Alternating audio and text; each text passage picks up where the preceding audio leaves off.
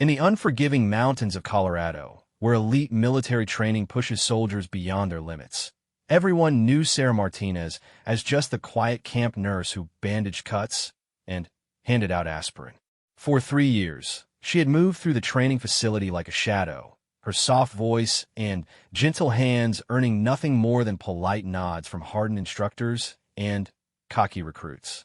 But what none of them knew was that behind those kind brown eyes lay the mind of a former Delta Force operative who had spent 8 years in the world's most dangerous combat zones. What they couldn't see beneath her simple medical uniform were scars from missions that would never appear in any official record. And what they never suspected was that the woman they dismissed as just a nurse was about to prove that assumptions could be deadly. When armed intruders breached the compound on a storm-lashed October night, believing they faced nothing more than trainees and support staff, they made a fatal miscalculation. They thought they were hunting sheep. Instead, they had awakened a wolf who had been patiently waiting in sheep's clothing.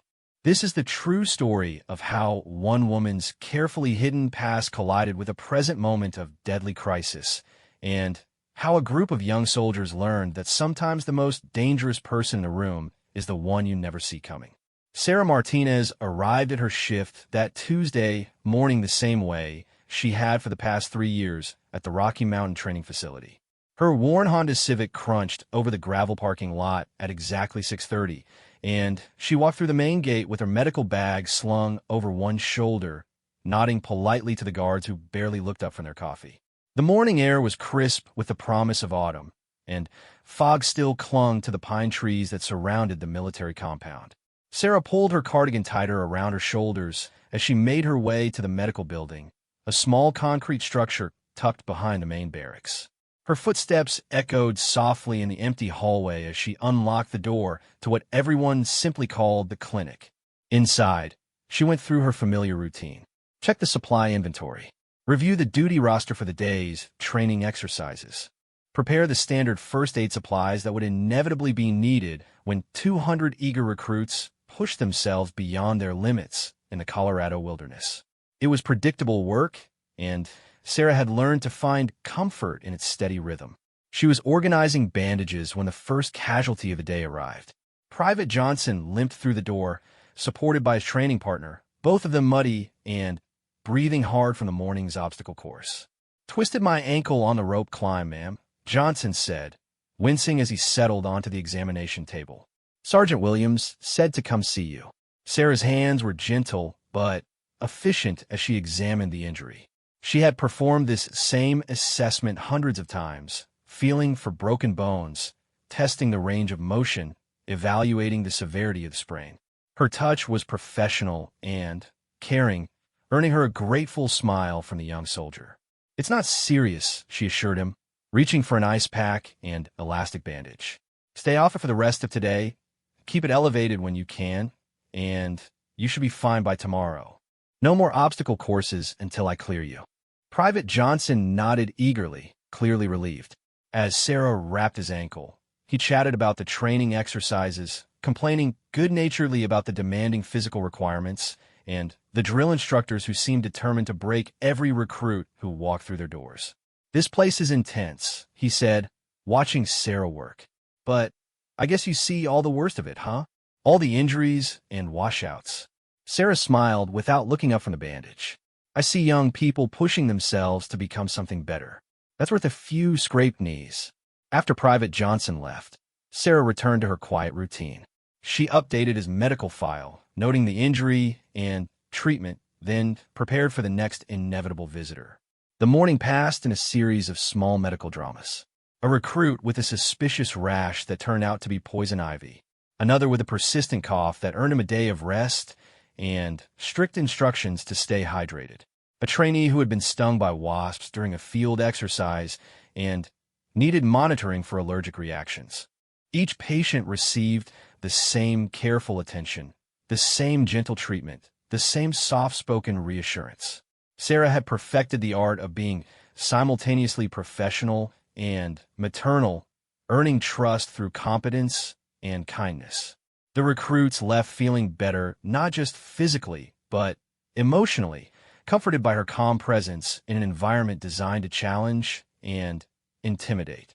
Around noon, Sergeant Williams stopped by to check on the morning's casualties.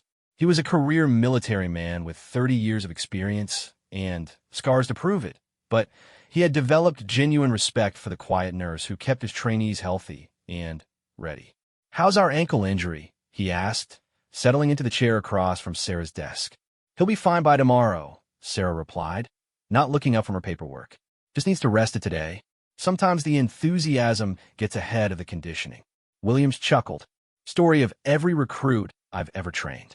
They all think they're invincible until reality introduces itself." He paused, studying Sarah with curious eyes. "You know, I've been wondering something. 3 years you've been here, and I've never heard you talk about your background. Most medical personnel have stories about where they trained, who they worked with before. You're like a mystery woman." Sarah's pen stopped moving for just a moment, so briefly that Williams almost missed it. Then, she looked up with that same gentle smile she wore for injured recruits. "Not much mystery," she said. "Just a nurse who likes quiet mountain air and helping people. Some stories aren't very interesting." Williams nodded, accepting the deflection as he always did. Sarah had a way of changing subjects that made further questions seem rude, and her competence spoke louder than any credentials hanging on a wall. Still, there was something about her that didn't quite fit the image of a simple camp nurse. She moved with too much awareness, her eyes took in too much detail, and she had a calmness under pressure that suggested experience with more serious situations than twisted ankles and bee stings. The afternoon brought its own challenges. During hand-to-hand combat training, 2 recruits had collided with enough force to leave one unconscious for nearly a minute. Sarah monitored him for signs of concussion, her examination thorough and precise. She asked exactly the right questions, tested his reflexes with practice skill, and made the decision to restrict him from physical activity for 48 hours with complete confidence. Another recruit arrived with a deep cut on his forearm from a piece of broken equipment. As Sarah cleaned and sutured the wound, her hands moved with the smooth efficiency of someone who had closed much worse injuries under much worse conditions. The recruit watched in fascination as she worked. "You're really good at this," he said. "Did you work in a hospital before coming here?" "Something like that," Sarah replied, keeping her attention focused on the precise stitching. "Try not to move your arm while I finish this." The recruit settled back, studying the woman who was putting his arm back together with such skill. Like most of the trainees, he had never really thought about the camp nurse as anything more than a fixture of the facility. She was just there when needed, reliable, and competent, but essentially invisible in the masculine world of military training. But watching her work, he noticed details that had escaped his attention before. Her hands were steady and sure, but there were small scars on her knuckles that looked like they had come from something more violent than medical school. Her posture was relaxed, but alert, as if some part of her was always listening for sounds that didn't belong. And when she moved around the clinic, there was a fluidity to her steps that reminded him of the way his drill instructors moved, like people who had learned to be ready for anything. As evening approached, Sarah began closing down the clinic for the night. She secured the medical supplies, updated patient files, and prepared a report for the morning shift supervisor. It was the same routine she had followed for 3 years, methodical and unremarkable. But tonight would be different, though Sarah didn't know it yet, as she gathered her belongings and prepared to head home to her small apartment in town. Tonight would be the night when her carefully maintained cover as just a quiet camp nurse would be blown apart by circumstances beyond anyone's control. As she walked across the darkening compound toward her car, Sarah noticed the subtle signs that had been trained into her long ago. The guard at the main gate was distracted, talking to someone on his radio with an expression of concentration that suggested something more serious than routine communication. 2 of the night shift instructors were standing together near the armory, their body language tense and alert. Sarah continued walking at the same steady pace, but her awareness heightened the way it always did when something felt wrong. After 8 years in special operations, certain instincts never faded completely. She reached her car and paused with her hand on the door handle, listening to the mountain silence and evaluating the feeling of wrongness that had settled in her chest. Everything looked normal. The compound was settling into its evening routine, lights coming on in the barracks, instructors beginning their night duties. But something was off, some detail that didn't fit the pattern she had observed for 3 years. Sarah got in her car and started the engine, but instead of driving home, she made a decision that would change everything. She pulled into a parking spot near the perimeter fence where she could observe the compound without being obviously conspicuous. She told herself she was being paranoid, that 3 years of peaceful routine had earned her the right to ignore old instincts. But as she watched the familiar landscape of her workplace, Sarah Martinez began to suspect that her past was about to collide with her present in ways that would surprise everyone who thought they knew the quiet camp nurse. Sarah sat in her Honda Civic for 20 minutes, watching the compound through her rearview mirror while pretending to check her phone. Her instincts had kept her alive through missions in Afghanistan, Iraq, and places that never appeared on any official record. And those same instincts were screaming at her now that something was wrong. The radio chatter from the guard station had been too intense for routine communications.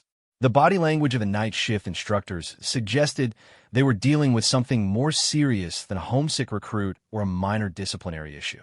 And there had been a vehicle she didn't recognize parked near the administrative building, a black SUV with government plates that could have belonged to any number of agencies. Sarah made her decision and drove home, but she didn't sleep well that night.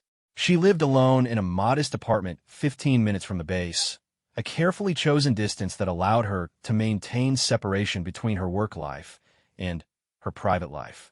The apartment was sparse but comfortable, decorated with the kind of generic furniture and artwork that revealed nothing about its occupant's personality or history. But hidden in a locked closet behind her winter clothes was a go bag that contained items no camp nurse should own. Cash in multiple currencies, 3 different sets of identification documents, a Sig Sauer P320 pistol with extra magazines, encrypted communication devices, and clothing that would allow her to blend into a dozen different environments, from corporate boardrooms to third-world refugee camps. Sarah checked the bag that night, something she hadn't done in over a year.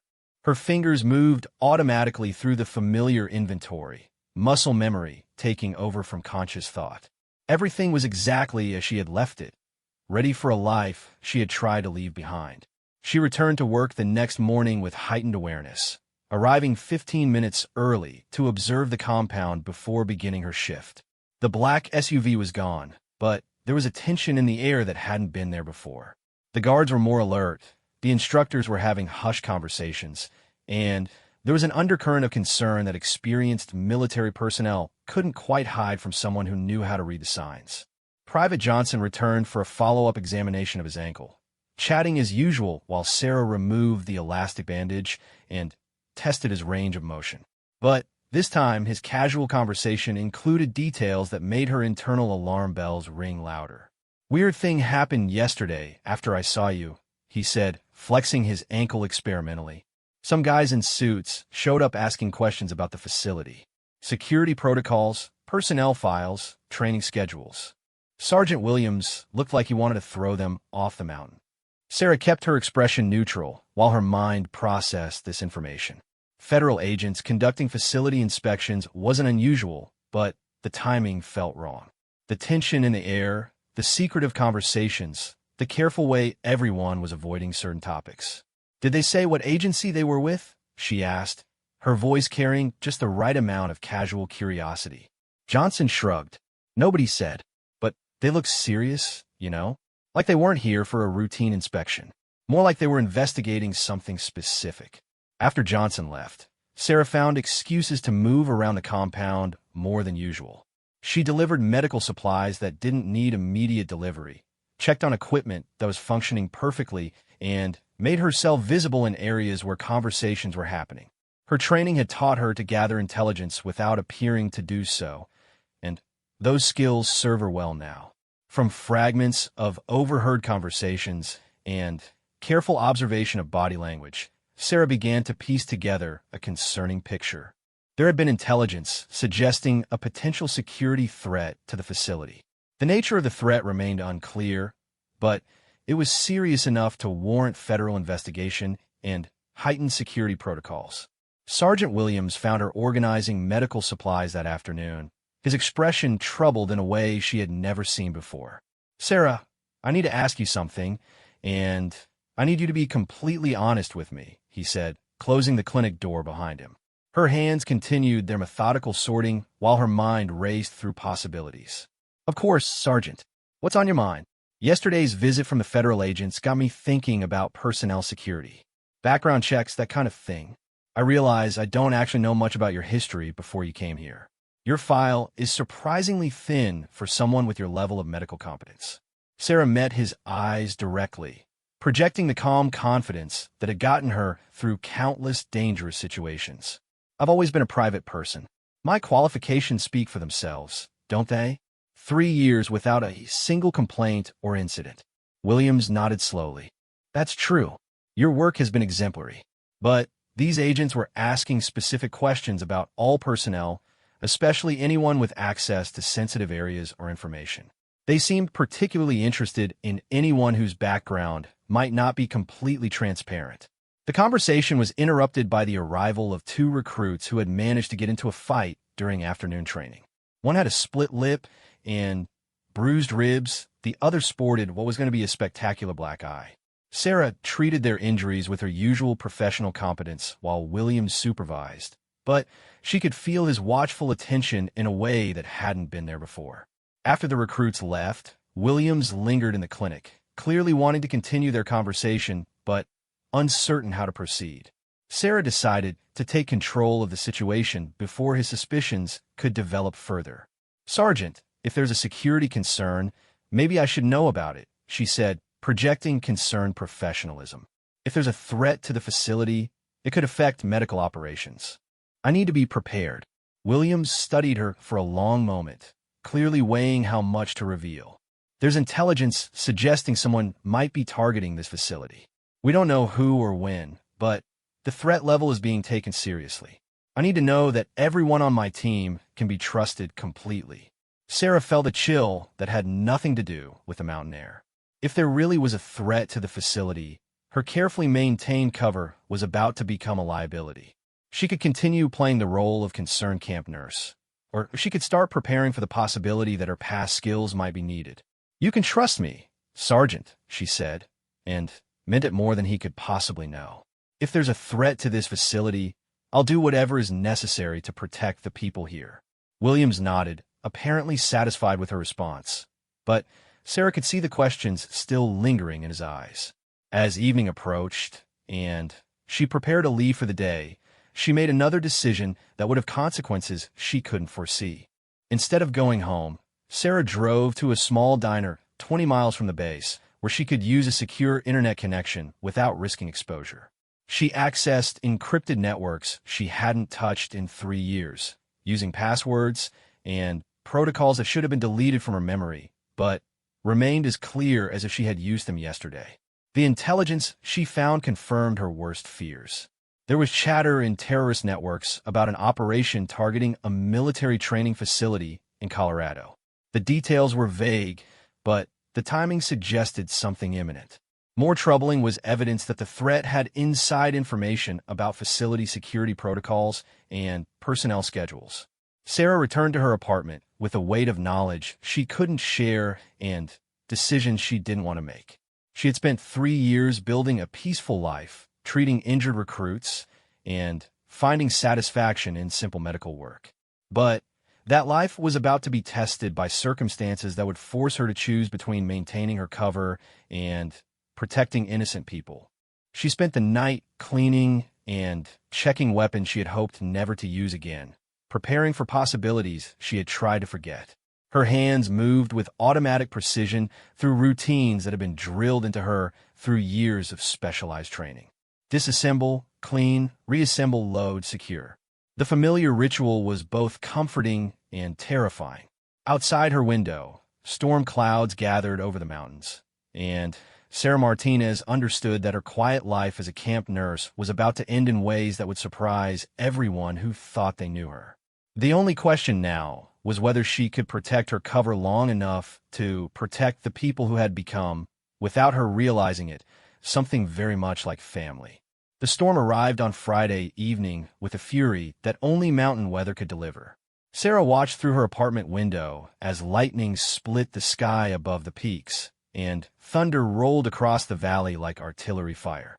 The timing felt ominous, as if nature itself was preparing for the violence she could sense approaching. Her secure communications equipment had been silent for 2 days, but that silence was more concerning than any alarm. In her experience, the most dangerous operations were the ones that proceeded without leaving electronic footprints. Someone was being very careful about operational security, which suggested both sophistication and serious intent. Sarah had spent those 2 days making subtle preparations that wouldn't raise suspicions if observed. She repositioned certain medical supplies in the clinic for easier access. She memorized the duty schedules of guards and instructors. She identified the locations of emergency equipment and secondary exit routes. To anyone watching, she appeared to be doing her job with the same quiet efficiency as always. But beneath the surface, every instinct honed through 8 years of special operations was awakening from 3 years of dormancy. She found herself cataloging potential weapons among ordinary medical instruments, evaluating defensive positions within the clinic's layout, and unconsciously mapping lines of sight and cover throughout the compound. The federal agents had returned twice during the week, their presence creating ripples of tension that spread through the facility like a virus. Sarah had managed to avoid direct contact with them, but she caught glimpses during their visits that confirmed her growing concerns. They moved with the careful awareness of people expecting trouble, and their equipment included items that suggested they were preparing for more than investigation.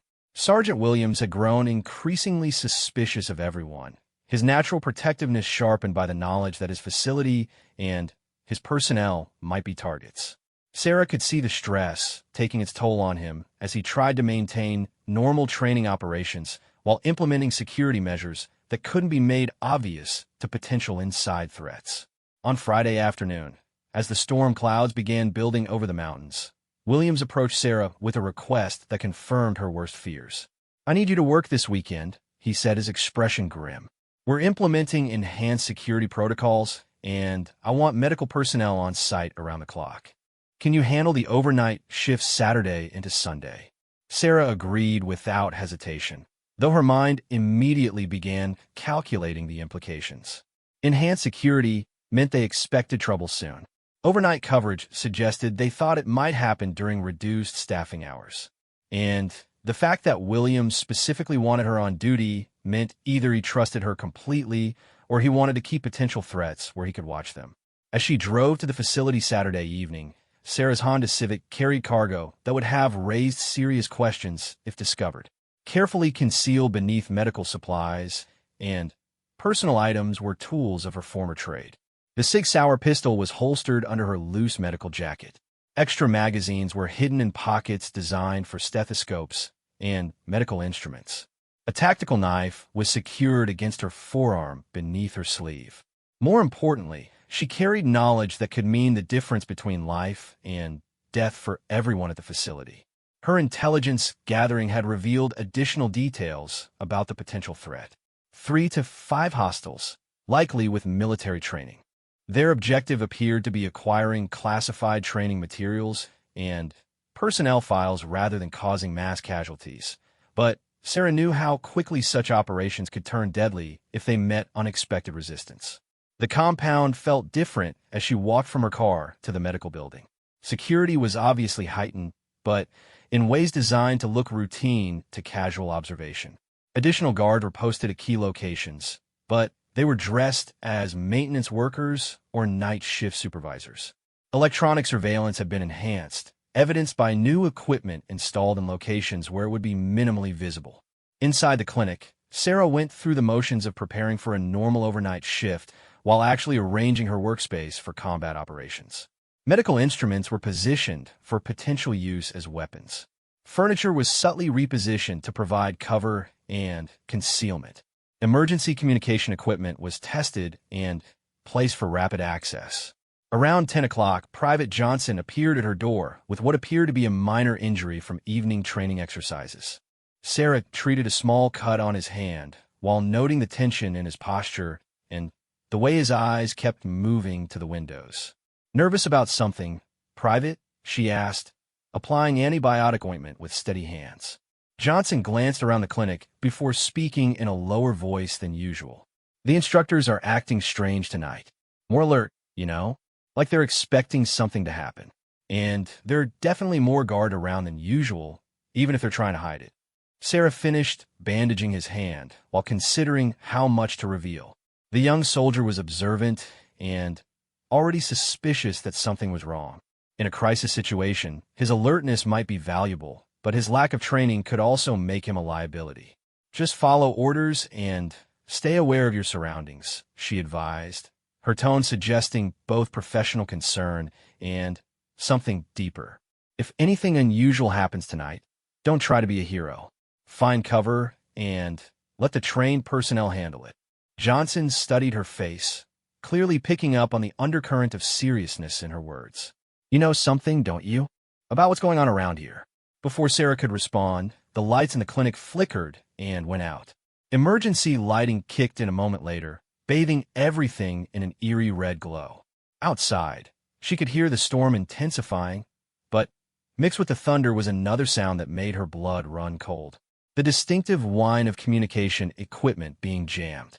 Sarah moved to the window and peered through the rain-streaked glass toward the main facility buildings. What she saw confirmed her worst fears. Dark figures were moving between the buildings with tactical precision, using the storm as cover for their approach. Professional operators who knew exactly what they were doing and had clearly spent considerable time planning this operation. "Get on the floor behind the desk," she ordered Johnson, her voice taking on a tone of authority that shocked him into immediate compliance. The quiet camp nurse was gone, replaced by someone who moved with deadly purpose and spoke with the confidence of command. Sarah reached for her emergency communication radio, knowing it was probably useless with the jamming in effect, but needing to try. Static filled the airwaves where clear communication should have been, confirming that the attackers had sophisticated equipment and professional training. Through the window, she could see muzzle flashes near the main barracks. The attack had begun, and whatever plans the facility security had made were now being tested by people who had clearly prepared for resistance. Sarah counted at least 4 separate positions from the pattern of gunfire, suggesting the intelligence estimate of 3 to 5 hostiles had been accurate. The sound of gunfire was drawing closer to the medical building, and Sarah realized with crystal clarity that her 3 years of peaceful existence as a camp nurse were over. The skills she had tried to bury were flooding back with terrifying clarity, and she understood that everyone in this facility was about to discover that their quiet medical personnel had capabilities that would shock them. Private Johnson was crouched behind the desk, his face pale with fear and confusion. "What's happening? What should we do?" Sarah checked her weapon and began moving toward the door, every instinct focused on the tactical situation developing outside. "Stay exactly where you are, and don't move until I come back for you," she said, her voice carrying absolute authority. "What's happening is that some very dangerous people have made a very serious mistake." As she prepared to leave the safety of the clinic, Sarah Martinez understood that she was about to reveal everything she had spent 3 years hiding. But with hostile forces moving through a facility filled with young soldiers who trusted her to keep them safe, she discovered that maintaining her cover was far less important than keeping her people alive. The storm raged outside, providing cover for attackers who thought they were hunting defenseless prey. They had no idea that their carefully planned operation was about to encounter a predator who had been hiding in plain sight for 3 years, waiting for exactly this moment to remind the world why she had once been considered one of the most dangerous people alive. Sarah slipped out of the medical building into the chaos of the storm. Her movements transformed from the careful steps of a camp nurse to the fluid precision of a predator. Rain lashed her face as she pressed against the building's concrete wall, using the darkness and weather to mask her approach toward the gunfire. Her tactical assessment was automatic and immediate. 4 hostile positions, coordinated fire patterns, professional movement between cover points. These weren't amateur terrorists or opportunistic criminals. This was a military-style operation conducted by people with serious training and equipment. The main barracks building was under siege, with muzzle flashes visible from windows on the second floor, where the night shift instructors had barricaded themselves. Return fire was sporadic and poorly coordinated, suggesting the defenders were caught off guard and struggling to mount an effective response. Sarah moved through the shadows between buildings, using routes she had memorized during 3 years of seemingly casual walks around the compound. Her medical background had given her legitimate access to every building, every corridor, every potential position. Now, that knowledge became tactical intelligence. She could hear voices shouting over the storm and gunfire, commands being given in accented English that confirmed her suspicions about the attackers' origins. Professional mercenaries, most likely Eastern European, hired for this operation by someone with serious resources and specific objectives. The first hostile she encountered was positioned behind a maintenance shed, providing overwatch for his teammates advancing on the barracks. He was focused entirely on his targets, confident that the facility's medical personnel posed no threat to a professional operation. Sarah approached from his blind spot with movements so silent that even her own instructors from Delta Force would have been impressed. Her tactical knife found the gap between his body armor with surgical precision, and he dropped without making a sound. She relieved him of his weapons and communication equipment before disappearing back into the shadows. The radio chatter in her newly acquired headset confirmed her tactical assessment. For operators total, call signs Alpha through Delta, with Alpha coordinating the assault while Bravo and Charlie maintained positions around the barracks. Delta was moving toward the administrative building where classified materials were stored. Sarah keyed the headset and spoke in perfect Russian, her accent flawless from years of deep cover operations. Alpha, this is Echo. Fifth operator in position. Beginning sweep of auxiliary buildings for remaining personnel. The response came immediately. Echo, confirm your position. You were not part of original plan. Command authorized additional asset, Sarah replied smoothly, using the precise terminology that would sound authentic to professional operators. Maintaining radio silence until sweep complete. The brief exchange bought her precious time and information. The attackers were using Russian communications protocols, confirming her assessment of their origins.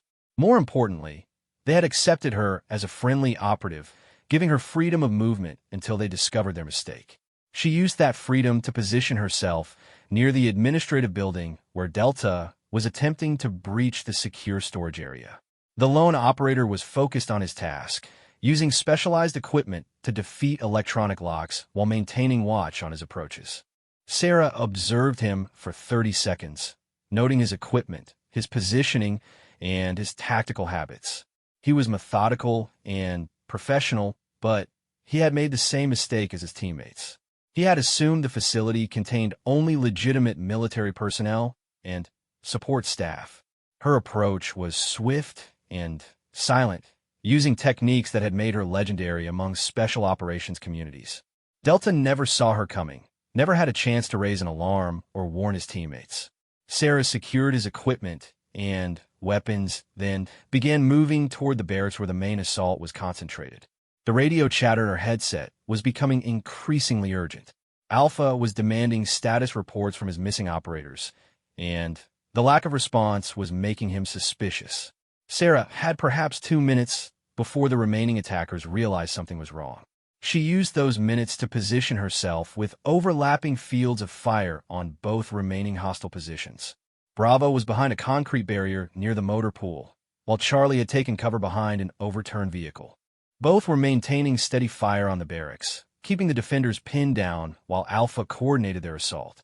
Sarah's military training had emphasized that the most effective ambush was the one the enemy never saw coming. She waited until both targets were focused on their fire missions, then engaged them simultaneously with precision that would have impressed her former Delta Force teammates. 2 controlled pairs of shots, fired so rapidly they sounded like a single burst of automatic fire. Both targets dropped instantly, their weapons falling silent as the storm continued to rage around them. The sudden cessation of incoming fire was immediately noticed by the barracks defenders, but it took them several seconds to understand what had happened. During those critical seconds, Alpha realized his entire team had been neutralized by an unknown opponent with capabilities that far exceeded anything he had expected to encounter. Sarah could hear his frantic radio calls as he tried to re-establish contact with his team, then his curses as he realized he was alone against an unknown number of defenders. She moved carefully through the rain toward his last known position, using the same skills that had kept her alive through countless operations in hostile territory. Alpha had taken cover behind the facility's main generator building, a position that provided good concealment but limited his escape routes. He was calling for extraction on what appeared to be a satellite communication device, reporting mission failure, and requesting immediate support. Sarah positioned herself where she could observe his location while remaining concealed. Her tactical options were clear. She could eliminate him immediately, ending the threat, but losing the opportunity to gather intelligence about who had sent him and why.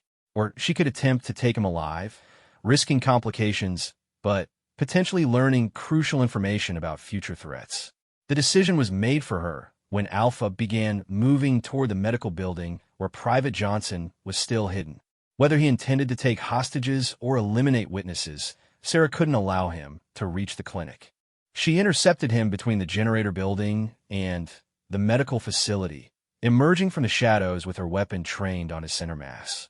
In the split second before she could speak, Alpha spun toward her with the reflexes of a professional killer, his rifle coming around to engage this unexpected threat. Time seemed to slow as both operators recognized the lethality of their opponent. Alpha's eyes widened as he realized this was no ordinary camp nurse or security guard, but someone with the same deadly training that had shaped his own career. Sarah saw the recognition in his expression, followed immediately by the calculation of a man who had survived countless firefights and wasn't prepared to surrender without a fight.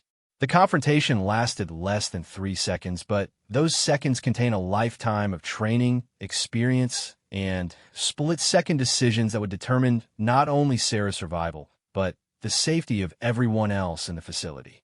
When the gunfire stopped and the echoes faded into the storm, only one person remained standing in the rain between the generator building and the medical clinic. The professional killer who had terrorized a military facility for 30 minutes was no longer a threat to anyone. Sarah Martinez stood in the storm, no longer the quiet camp nurse who had treated sprained ankles and homesickness for 3 years. The woman who emerged from that night would be someone entirely different, someone whose true capabilities could never again be hidden from the people who had trusted her with their care. As she began the process of securing the scene and checking for additional threats, Sarah realized that her carefully maintained cover was about to be blown apart by circumstances that would shock everyone who thought they knew her. The quiet life she had built was over, but perhaps something more authentic could take its place. The silence that followed the gunfire was more unsettling than the chaos that had preceded it. Sarah stood in the rain, her weapon lowered but ready, listening for any sounds that might indicate additional threats. The storm was beginning to weaken, and in the distance she could hear voices calling out from the barracks building. She keyed the facility's emergency radio frequency, knowing the jamming equipment had been neutralized with its operator. "This is medical. All hostile contacts are down. Repeat, all hostiles are neutralized. Facility is secure." The response came immediately from Sergeant Williams, his voice tight with stress and disbelief. "Medical, confirm your status. Are you injured? How do you know the facility is secure?" Sarah looked down at the tactical gear she had stripped from the dead operators, then at her own hands, which were steady despite the adrenaline coursing through her system. The quiet camp nurse who had hidden her true identity for 3 years was gone forever, and she knew there would be no going back. "Negative injuries, Sergeant. I have visual confirmation on all 4 hostile operators. They're no longer a threat. I'm conducting a final security sweep now." The radio was silent for a long moment before Williams responded. "Medical, stay where you are. Do not approach any potential threats. We have security personnel en route to your location." Sarah smiled grimly as she continued her sweep of the compound, checking each position where the attackers had been stationed. Williams was still thinking of her as the gentle nurse who needed protection from dangerous situations. That perception was about to change dramatically.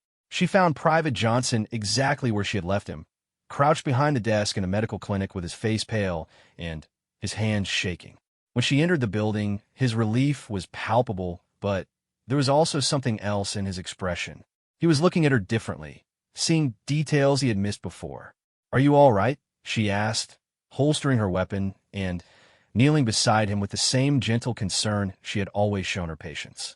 Johnson nodded slowly, but his eyes remained fixed on the tactical gear she was wearing, the weapon she was carrying, and the blood on her clothing that wasn't her own. "You're not really just a nurse, are you?"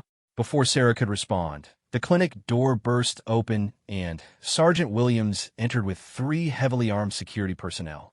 They had weapons raised and were clearly prepared for a hostile encounter, but they stopped short when they saw Sarah kneeling beside Johnson, apparently unharmed. Williams lowered his weapon, but kept it ready as he assessed the situation.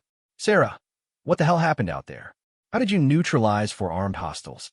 Sarah stood slowly, her hands visible and non-threatening, but there was something different in her posture that Williams noticed immediately. The deferential body language was gone, replaced by the confident stance of someone who had just successfully completed a combat mission. They made a tactical error. "Sergeant." They assumed the facility's medical personnel posed no threat to their operation. Sarah's voice carried a tone of authority that Williams had never heard before. That assumption proved to be incorrect. One of the security personnel, a young sergeant named Morrison, was staring at the weapons and tactical equipment Sarah was wearing. "Ma'am, where did you get that gear?" "That's military-grade equipment." Sarah met his eyes directly, no longer bothering to maintain the facade that had protected her for 3 years. "I took it from the operators after I neutralized them. Standard field recovery procedures." Williams was studying her with growing realization, pieces of a puzzle finally clicking into place. The way she moved, the tactical knowledge she had displayed, the calm efficiency with which she had handled a situation that should have been far beyond the capabilities of medical personnel. "Sarah Martinez," he said slowly. "That's not your real name, is it?" Sarah considered her options for a moment, then made the decision that would end her carefully maintained cover forever. "My name is Sarah Martinez, but I wasn't always a camp nurse. Before I came here, I spent 8 years with the Army's 1st Special Forces Operational Detachment Delta." The silence in the clinic was complete except for the sound of rain against the windows. Private Johnson's mouth fell open as he realized the quiet woman who had bandaged his ankle was a member of the most elite Special Operations Unit in the United States military. Williams sat down heavily in the nearest chair, his expression moving through disbelief, understanding, and, finally, a kind of rueful admiration. "Delta Force. That explains a few things about your medical files, and why you could treat combat injuries with the kind of skill I've only seen in military hospitals." Sarah began removing the tactical gear she had acquired during the night, her movements precise and methodical. "I retired from active duty 5 years ago after a mission that went badly wrong. Lost my entire team, and I decided I needed to find a different way to serve, helping people heal instead of participating in operations that create casualties." Morrison was still staring at her in amazement. "Ma'am, how many hostiles did you actually neutralize tonight?" "All 4, Sarah replied matter-of-factly. They were professionals, well-trained and well-equipped, but they made the mistake of underestimating their opposition and failing to properly assess the capabilities of facility personnel." Williams shook his head slowly, processing the implications of what he had just learned. 3 years. You've been here for 3 years, treating our people, and none of us suspected you had that kind of background. Sarah met his eyes with the same gentle expression Johnson had seen when she treated his injured ankle, but now he could see the steel beneath the compassion. "I came here because I wanted a quiet life, helping people instead of hurting them. Tonight was the first time in 3 years that I've had to use those skills, and I would have preferred it never happened at all." The radio crackled with reports from other parts of the facility as security teams confirmed the compound was secure and began the process of investigating the attack. Sarah provided a concise, tactical briefing that demonstrated intimate knowledge of combat operations and threat assessment.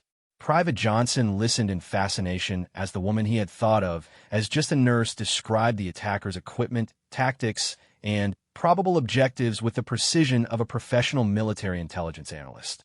Every detail was important. Every observation was tactically relevant. Over the next several hours, as federal investigators arrived and began processing the scene, Sarah answered questions with the same professional competence she had always brought to medical emergencies. But now her colleagues were seeing the full extent of her capabilities, and their perception of the quiet camp nurse was fundamentally changed. Sergeant Williams found her cleaning up the medical clinic as dawn broke over the mountains, organizing supplies with the same methodical care she had always shown. "So what happens now?" he asked. "I assume your cover is blown pretty thoroughly." Sarah looked out the window at the facility she had called home for 3 years, watching young soldiers beginning their morning training routines as if the previous night's violence had never happened. "I suppose that depends on whether you still need a camp nurse who happens to have an unusual background." William smiled for the first time since the crisis began. "Are you kidding? Do you have any idea how much safer everyone feels knowing you're here? Although I have a feeling the recruits are going to treat you with a lot more respect from now on." Private Johnson appeared in the doorway, his ankle completely healed, and his perspective on the medical staff permanently altered. "Ma'am, I just want to thank you for saving our lives last night, and to ask if you could teach some of us those tactical skills, just in case something like this happens again." Sarah smiled with the same gentle warmth she had always shown her patients, but now there was something else there too. The acknowledgement of capabilities that no longer needed to be hidden, and the possibility that her two identities could finally be integrated into something authentic. "I think that could be arranged, Private. But first, let me take a look at that ankle. Medical care is still my primary responsibility here, regardless of what else happened last night." As she began her examination with the same professional competence she had always displayed, Sarah Martinez realized that her life as the quiet camp nurse wasn't over after all. It had simply evolved into something richer and more complete, where her desire to heal and her ability to protect could finally coexist without requiring her to hide half of who she was. The recruits would never again see her as just the camp nurse, but perhaps that was better than living a lie. Sometimes the most dangerous person in the room was exactly who people needed to keep them safe, and Sarah had finally found a way to serve that honored both sides of her nature. Outside, the storm clouds were breaking apart, and sunlight was beginning to stream through the mountains, illuminating a facility where everyone now knew that assumptions could be not just wrong, but potentially fatal. And in the medical clinic, a woman who had spent 3 years hiding her true capabilities was finally free to be everything she had always been.